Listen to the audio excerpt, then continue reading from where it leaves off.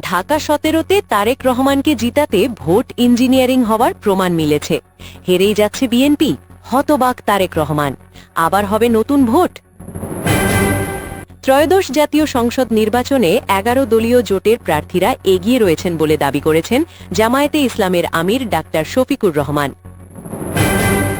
বিপুল ভোটে এনসিপির প্রথম জয় এনে দিলেন হাসনাত আব্দুল্লাহ। আরও জানাবো, মির্জা আব্বাসের মহিলা কলেজ কেন্দ্রে ৭ ভোটে জয় নাসির উদ্দিন পাটোয়ারির। ঢাকা ১৭ আসনে তারেক রহমানকে জিতাতে ভোট ইঞ্জিনিয়ারিং হয়েছে এমন অভিযোগ রাজনৈতিক অঙ্গনে শোনা যাচ্ছে। তবে কোনো নির্বাচনে কারচুপি বা অনিয়মের অভিযোগের সত্যতা নির্ভর করে সুনির্দিষ্ট প্রমাণ, বাংলাদেশ নির্বাচন কমিশনের তদন্ত, আদালতের রায় এবং বিশ্বাসযোগ্য পর্যবেক্ষকদের প্রতিবেদনের ওপর। ঢাকা ১৭ আসনে প্রতিদ্বন্দ্বিতা করছেন বিএনপির চেয়ারপারসন ও দেশের অন্যতম আলোচিত রাজনৈতিক নেতা তারেক রহমান।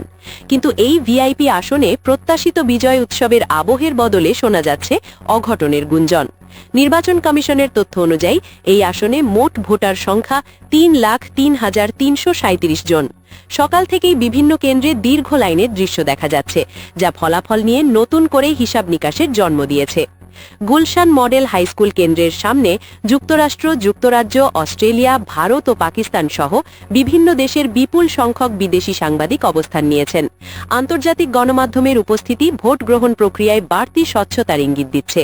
বিশ্লেষকদের মতে, সুষ্ঠু ভোট হলে ফলাফল প্রত্যাশার বাইরে চলে যেতে পারে। এই আসনে তারেক রহমানের প্রধান প্রতিদ্বন্দ্বী জামায়াত সমর্থিত প্রার্থী ডাক্তার খালিদুজ্জামান। পর্যবেক্ষকদের একটি অংশ মনে করছেন, নিজ আসনেই তিনি কঠিন চ্যালেঞ্জের মুখে পড়তে পারেন, কারণ তারেক রহমান মূলত নিজের রাজনৈতিক ব্র্যান্ড ও দলীয় প্রতীকের উপর নির্ভর করেছেন। অন্যদিকে ডাক্তার খালিদুজ্জামান সরাসরি তৃণমূল পর্যায়ে গণসংযোগ চালিয়ে ব্যক্তিগত গ্রহণযোগ্যতা তৈরি করেছেন। শুরুর দিকে তারেক রহমানকে সমর্থন জানিয়ে ৮ জন প্রার্থী সরে দাঁড়ান। আপাত দৃষ্টিতে এটি শক্তি মনে হলেও বিশ্লেষকদের মতে এটি আত্মবিশ্বাসের ঘাটতিরও ইঙ্গিত হতে পারে।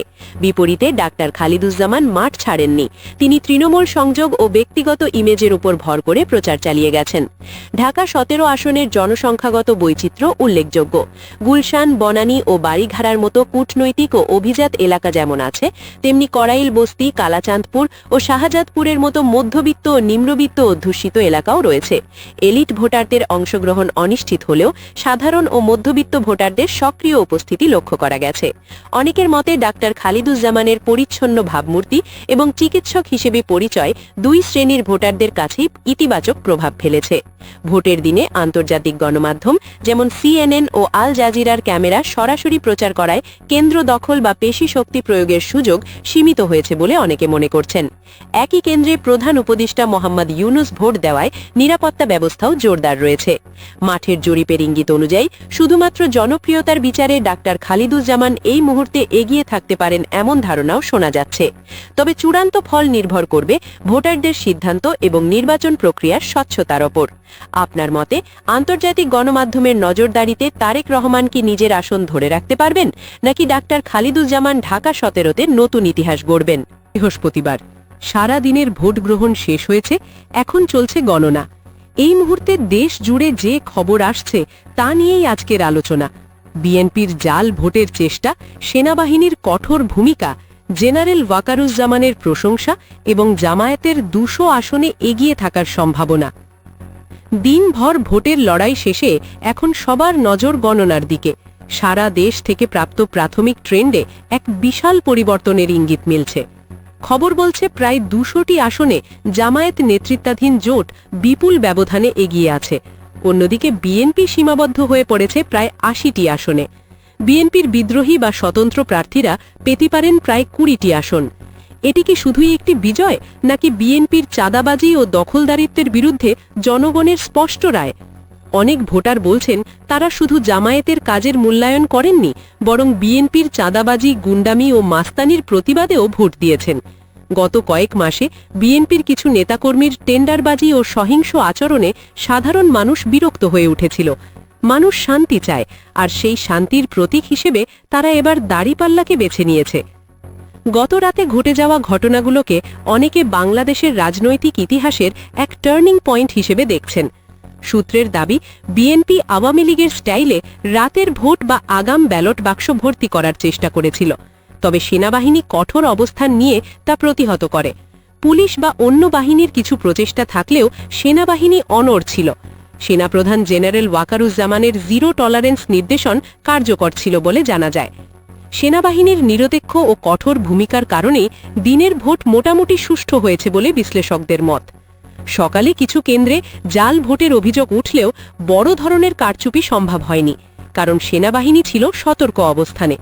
প্রশ্ন উঠছে, বিএনপি কেন মাত্র ৮০টি আসনে নেমে এলো? বিশ্লেষকদের মতে এর পেছনে রয়েছে অতিরিক্ত আত্মবিশ্বাস, নীতি নির্ধারণে ভুল, বিদ্রোহী প্রার্থী সামলাতে ব্যর্থতা, তারেক রহমানের বিতর্কিত মন্তব্য এবং মাঠ পর্যায়ে চাঁদাবাজি ও দখলদারিত্বের অভিযোগ। জনগণ ব্যালটের মাধ্যমে জানিয়ে দিয়েছে, ফ্যাসিবাদ যেই দলের সাইনবোর্ডেই থাকুক তারা তা মেনে নেবে না। ২০০ আসন মানেই ভূমিধস জয়। জামায়াত এনসিপি জোটের উত্থান দেখাচ্ছে যে নীরব সংখ্যাগরিষ্ঠ এবার সরব হয়েছে। নারী, তরুণ এবং প্রবাসী ভোটারদের সমর্থন এই জয়ের পেছনে বড় ভূমিকা রেখেছে বলে ধারণা করা হচ্ছে। পোস্টাল ব্যালটের ফলও একই ট্রেন্ডের ইঙ্গিত দিচ্ছে। স্বতন্ত্র প্রার্থীরা, বিশেষ করে রুমিন ফারহানারা, প্রায় ২০টি আসন পেতে পারেন। যদি জামায়াত এককভাবে ১৫১টির বেশি আসন পায় তাহলে সরকার গঠনে তাদের আর কারও প্রয়োজন হবে না। তবে হাড্ডাহাড্ডি পরিস্থিতি হলে এই স্বতন্ত্ররাই হয়ে উঠতে পারেন কিংমেকার। দেশের বিভিন্ন কেন্দ্রে বিএনপির বিরুদ্ধে জাল ভোটের অভিযোগ উঠেছে। কোথাও জোর করে সিল মারার চেষ্টা হয়েছে বলে খবর মিলেছে, কিন্তু সাধারণ মানুষ ও প্রশাসনের বাধায় তারা পিছু হটেছে। এতে বোঝা যায় জনগণ এখন অনেক বেশি সচেতন ও সাহসী। পূর্ণ ফলাফল পেতে ভোর পর্যন্ত সময় লাগতে পারে, তবে রাত ১০টা থেকে ১১টার মধ্যেই স্পষ্ট হয়ে যাবে কারা গঠন করছে আগামী সরকারের ভিত্তি। ট্রেন্ড অনুযায়ী জামায়াত জোটের সরকার গঠন এখন সময়ের ব্যাপার মাত্র। ম্যাজিক ফিগার ১৫১ অতিক্রম করলেই বিজয় নিশ্চিত। বাংলাদেশের রাজনীতিতে রাজশাহী ৩৯ আসন, খুলনা ৩৬ আসন এবং রংপুর ৩৩ আসন, এই ৩ বিভাগ অত্যন্ত গুরুত্বপূর্ণ। মোট ১০০টি আসনের মধ্যে শোনা যাচ্ছে প্রায় ৯০টিতেই জামায়াত এনসিপি জোট এগিয়ে। উত্তর ও দক্ষিণ পশ্চিমাঞ্চলে বিএনপি কার্যত ভরাডুবির মুখে। অনেকে ডাকসু নির্বাচনের উদাহরণ টানছেন, যেখানে প্রত্যাশার বাইরে গিয়ে সাইলেন্ট ভোটাররা ফল নির্ধারণ করেছিল। এবারের জাতীয় নির্বাচনেও নীরব ভোটারদের বড় ভূমিকা রয়েছে বলে ধারণা করা হচ্ছে। রাজশাহী, খুলনা, সবার আগে সর্বশেষ আপডেট নিউজ দেখতে সাবস্ক্রাইব করে আমাদের চ্যানেলের সাথেই থাকুন। আমাদের নিউজ ভালো লাগলে লাইক, কমেন্টস ও শেয়ার করুন। ধন্যবাদ সকলকে।